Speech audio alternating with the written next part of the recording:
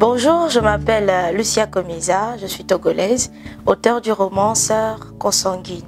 Dans la vie de tous les jours, je suis gestionnaire de ressources humaines. Je suis aussi conseillère en entrepreneuriat et voix off pour des projets.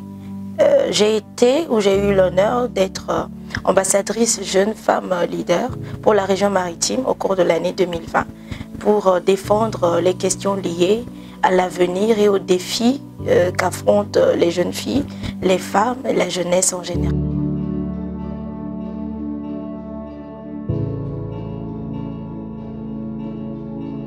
Alors, je suis éprise de l'écriture, disons plutôt de la littérature depuis toute jeune. Et j'ai beaucoup lu, ou je lis beaucoup. Et je pense que tous mes professeurs de français au cours de mon parcours pourront témoigner que la matière dans laquelle j'ai toujours le plus excellé, c'était la littérature. Naturellement, quand vous lisez beaucoup, à un moment donné, vous serez tenté d'écrire aussi pour transmettre ce que vous pensez, ce que vous vivez ou quelque chose que vous avez à partager. Alors pour moi, je pense que c'était donc tout à fait naturel de passer à l'écriture après un si long moment, concentré à lire encore et encore.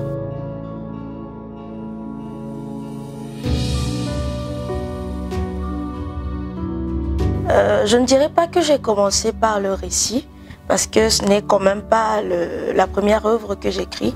J'ai participé déjà à des concours d'art oratoire, d'écriture, surtout de poésie, au cours de mes années de collège et de lycée.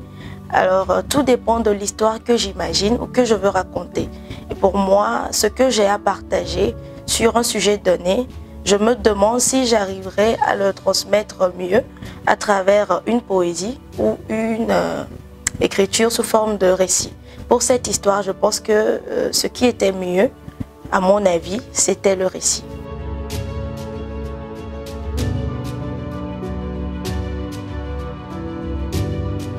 La polygamie, si elle existe toujours en Afrique, je dirais tout de suite oui, parce que peut-être pas sous les mêmes formes qu'avant ou au temps de nos parents, de nos grands-parents, mais elle existe toujours, du fait qu'aujourd'hui, vous pouvez voir un monsieur marié avec une femme ou une dame mariée qui compte toujours plusieurs aventures extra-conjugales, de même que pour le monsieur.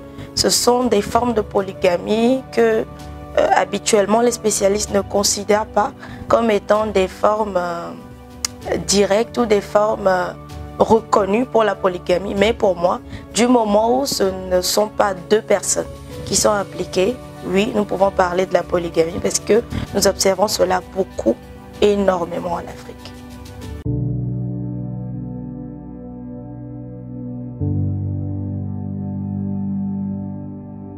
Malheureusement ou heureusement, en tant qu'être humain, nous ne sommes pas Adam, nous ne sommes pas Ève, ou nous ne sommes pas tombés du ciel. Nous naissons forcément d'autres personnes. Nous avons chacun un père et une mère. Et du fait que nous avons une période où nous vivons dans l'ombre de ces derniers, où nous n'avons pas la pleine capacité de décider ou de prendre en main notre vie, nous subissons forcément des conséquences des actes que ses parents ont commis, qu'ils soient bons ou qu'ils soient mauvais. C'est ainsi que ces héritages peuvent être matériels ou même immatériels. Et dans ce roman, nous verrons plus qu'il est question d'héritage immatériel parce que les personnages vont vivre dans l'ombre de leurs parents ou subir les conséquences des actes qui ont été posés par leurs parents.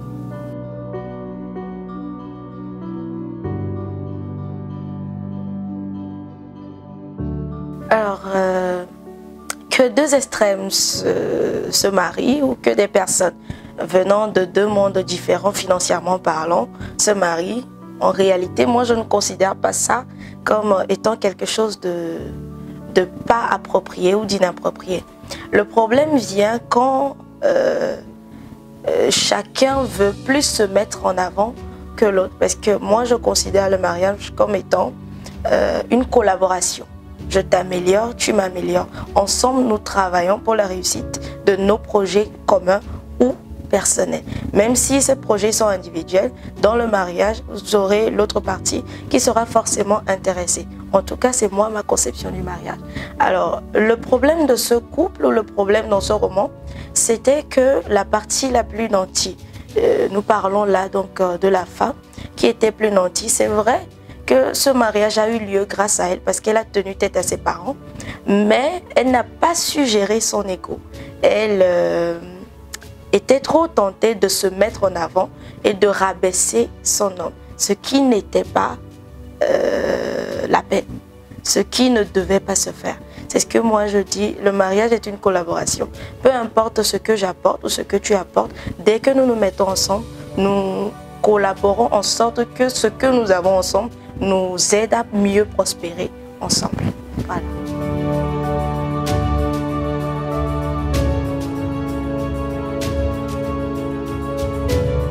Moi, je crois fermement à l'amour. Je pense que l'amour peut être un des objectifs du mariage. Pas tous les objectifs du mariage. Parce que quand même, les finances ou plusieurs autres facteurs sont aussi importants, mais l'amour a sa place dans le mariage. Un mariage peut commencer avec de l'amour et se développer sur la base de cet amour-là. Mais un mariage aussi peut commencer sur la base des intérêts et pourquoi pas peut-être aboutir à de l'amour de la plus belle des façons.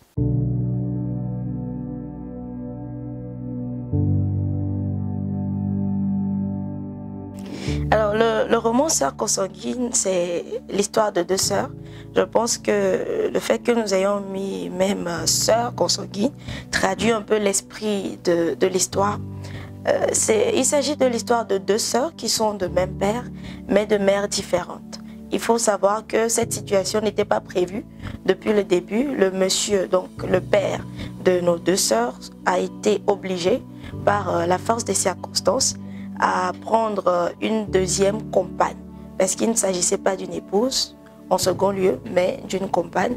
Et les deux sœurs vont être victimes donc des choix de leurs parents, vont être victimes de la vie et des actes posés par leurs parents. Voici un peu, de façon ramassée, l'histoire des sœurs consanguines.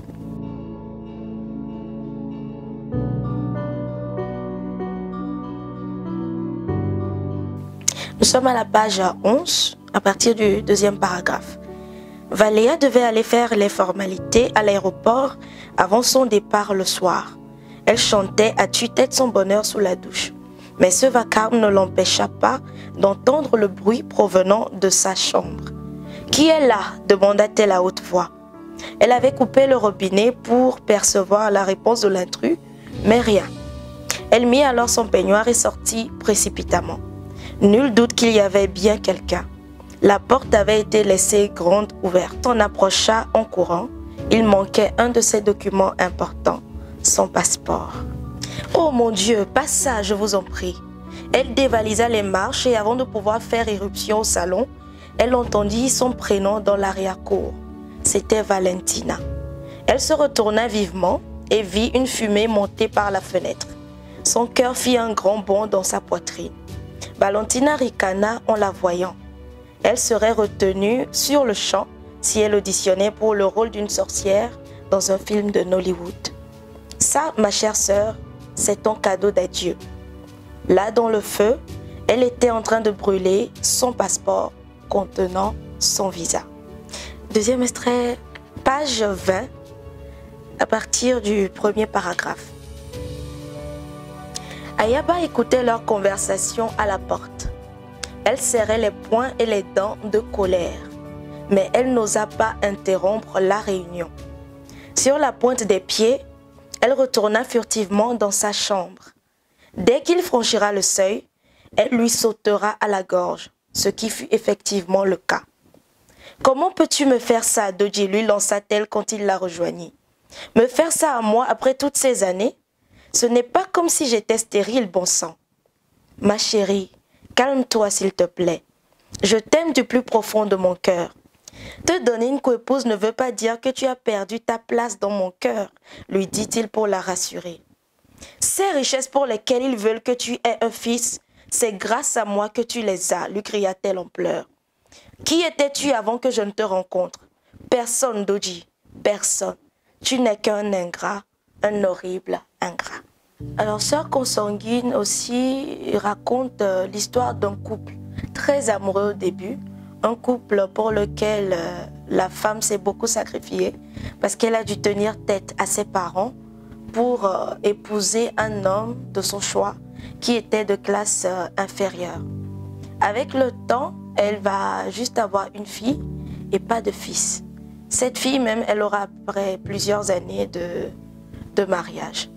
C'est ainsi que le monsieur, sous la pression familiale, sera obligé d'aller voir ailleurs, si je peux le dire ainsi, d'aller avoir une aventure extra-conjugale pour avoir d'autres enfants, sinon un héritier mâle qui pourrait faire prospérer les biens de ses biens ou les biens de sa famille. Rappelons que ces biens qu'il a acquis et qu'il a pu développer, c'est grâce à sa femme qu'il a pu les avoir. Pourquoi donc ce monsieur va décider contre sa femme de prendre une seconde compagne, disant que la femme ne lui a pas aussi facilité la tâche? À qui la faute? Je pense que la faute est partagée, mais je pense aussi que vous pourrez tirer vos propres conclusions après lecture.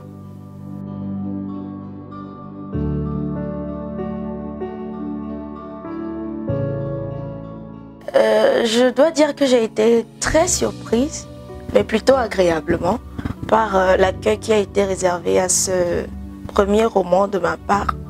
Je ne dirais pas que l'histoire est toute joyeuse ou une romance toute entière qui pourrait intéresser la plupart des lecteurs que moi je connais, parce que en tant que jeunes, nous sommes plus tentés de ne lire que la littérature rose. Alors que ce roman, c'est un mélange de tout, de tous les sentiments. À la sortie de la lecture de ce livre, vous serez chamboulé, vous aurez des émotions vives. En tout cas, c'est ce que moi j'ai ressenti.